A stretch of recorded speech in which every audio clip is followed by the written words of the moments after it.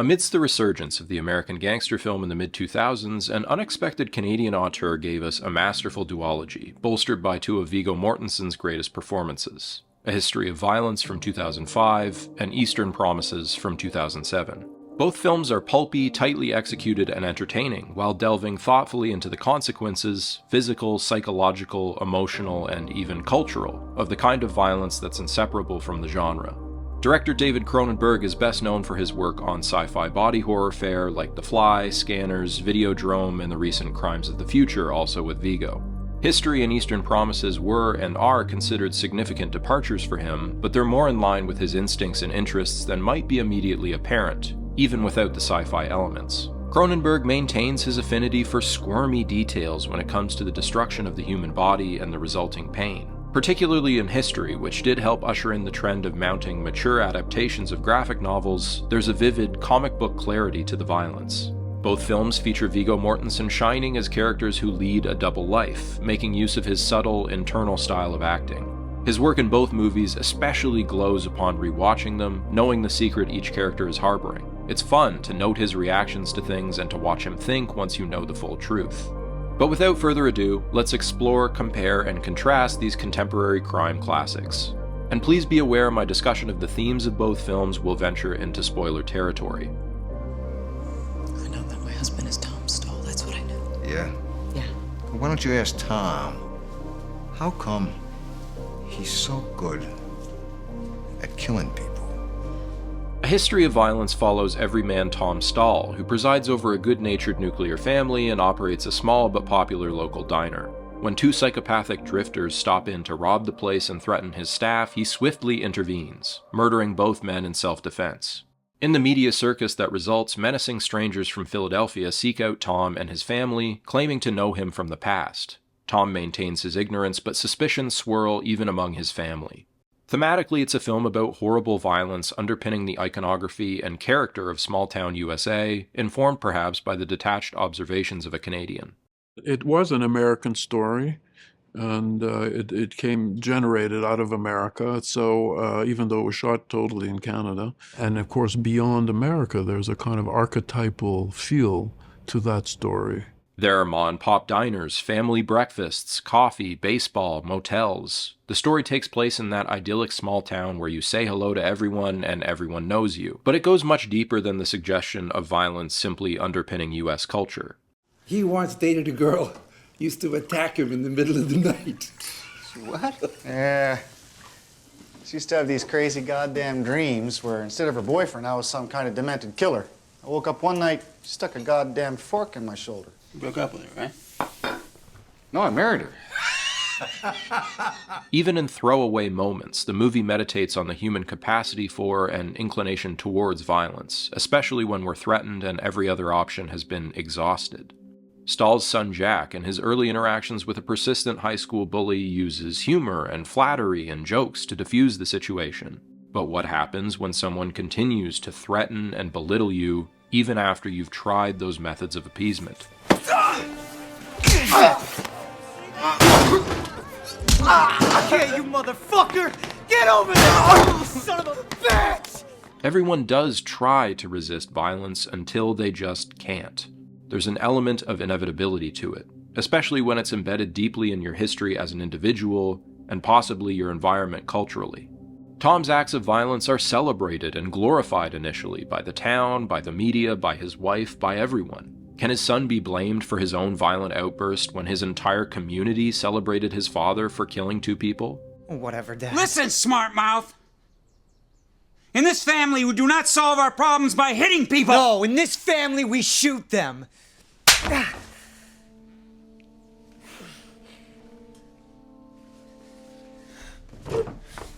Jack. Treading further into spoiler territory from here, you have been warned. It eventually comes to light that Tom Stahl was a new identity created by infamously ruthless gangster Joey Cusack, a life and persona Tom tried to put to death and leave behind. You did kill men back in Philly, didn't you?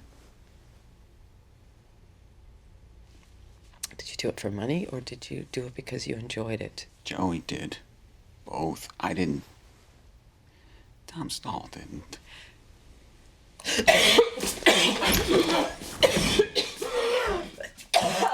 Stahl needs to adopt the role of a good man to have the life he wants, and to hide from his true self. But the thematic through line of role play also goes a little further than that. There's a telling contrast drawn between Tom and his wife Edie fantasizing about being teenagers together in bed, while their own son navigates the very real hell of actually being a teenager. So you think this is as good as it gets? For us? Yeah. For now.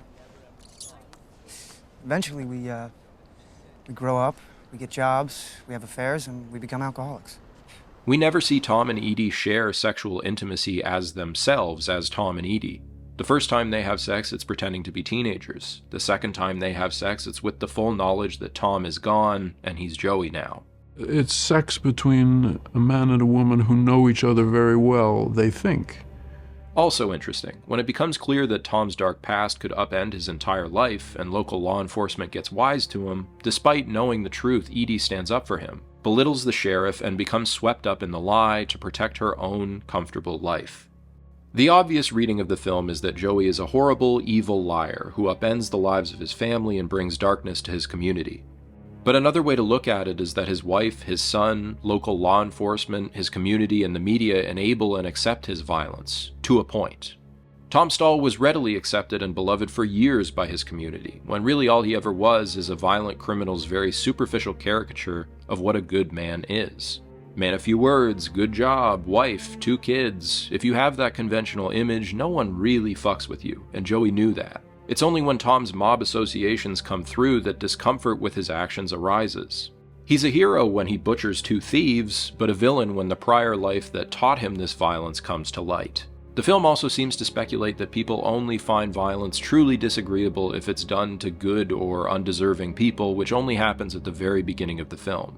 Everyone else who is hurt or killed technically has it coming, something made all the more uncomfortable by the fact that this is a superbly directed, supremely entertaining, and thus enjoyable crime thriller all the way through, with deft, legible action direction when Tom has one of his Jason Bourne explosions. So that brings in another wrinkle. As the audience, we're entertained by all of it, and thus implicated. A history of violence draws attention to what we want and expect from this kind of thriller. We don't want to see a little girl and helpless motel staff shot down, which is why Cronenberg lets that play out off screen. But Ed Harris and William Hurt and their mean-ass gangster goons getting taken apart? That's entertainment. As long as there are clear-cut good guys and bad guys, violence can be lots of fun, right? When you first see the movie, you really want Tom to just be this unfortunate guy who acted in a difficult situation and is dealing with the unintended fallout he doesn't deserve. We believe, as outlandish as the idea becomes, that Fogarty and his men have him confused with someone else. Later on, when Tom meets his brother, played to scenery-chewing perfection in an Oscar-nominated show-stopping turn by the late William Hurt, we get an interesting foil to Tom. You've been this other guy almost as long as you've been yourself. Hey, when you dream, are you still Joey? Yes, he's a gangster, endeared to the hallmarks of a gangster's life. But he's honest with himself, and he vividly illustrates that Tom's inability to be honest with himself about shared desires and inclinations, for violence, for women, for power, kind of makes him worse. And as the audience, we can pretend that violence doesn't excite or interest us, hard as that may be to do in a world where Saw and John Wick are 2 of the most popular and financially lucrative franchises to ever exist, but we'd be lying to ourselves, just like Tom is. At the end of the film, when all's said and done, who is this guy now? His family doesn't seem to know, and neither does he. They just pass the plates, continue their nice family dinner, and carry on the facade. As the audience, our bloody satisfaction has been had, and all that's left is this quietly destroyed family. Unidentified woman died December the 20th, 2313. Baby girl born 20th December, 2314. The second film in the duology is a more leisurely paced and mournful B-side, continuing to explore the buried human cost of gangsterism, particularly to women and families. It has many of the same stylistic strengths as History, though it inverts some of that film's ideas and story beats. Anna, a midwife working in London played by Naomi Watts, delivers the baby of a young Russian woman named Tatiana, who dies during childbirth. She discovers a diary on Tatiana, and through a business card tucked inside, she's led to a restaurant owned by a man named Semyon. She seeks his help in translating the diary into English to try and locate the baby's family. Though his overenthusiastic, pressing interest in her in the diary arouses her suspicion. While Semyon conducts himself with panache and cleverly adopts the role of a harmless, kindly old man, he's secretly a high-ranking member of the Russian mafia. Also involved are Semyon's debauched, juvenile son Kirill, played by Vincent Cassel, and his driver Nikolai, played by the Oscar-tapped Viggo. Kruтой motor. Nice bag.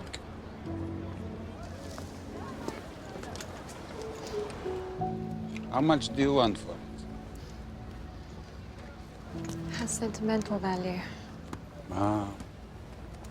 Sentimental value. I've heard of that. This really is some of his very best work. It's a performance that juggles menace, introspection, and glimmers of empathy. His transformation was so authentic that his tattoos frightened locals after hours during the shoot, and a Russian magazine even gave him an award for his performance. Yet despite his capacity to be ruthless and frightening, there are moments when Nikolai seems to show concern and affection for Anna, as well as a desire to help her uncover Tatiana's fate and deliver the child to her family. It's tricky to delve too much deeper into the narrative and where it goes from here, without spoilers anyway. But there are a lot of twists and turns, with Tatiana's tragic story developing alongside the various machinations, assassinations, and power plays of the Russian mob. Tatiana is also the film's narrator. The framing device of her diary, a powder keg of secrets that implicate Kirill and Semyon and could bring their whole empire down, gives her a strange agency and power beyond the grave. This is an often deeply melancholy film, and what befalls its narrator is brutish and tragic. Anna's Russian uncle eventually translates the diary in full, which reveals that Semyon raped Tatiana after his son failed to do so. He is the real father of her child. We see the father's evil play out in the son with Kirill as well, the product of his constant bullying, manipulation, and neglect. All of this, of course, makes him the easiest person for Nikolai to use to climb the ranks of the organization. All the while, Nikolai, who is secretly an undercover FSB agent working for the British, does his best to quash his empathy for his greater goal, but is increasingly disturbed and distraught by the evil all around him.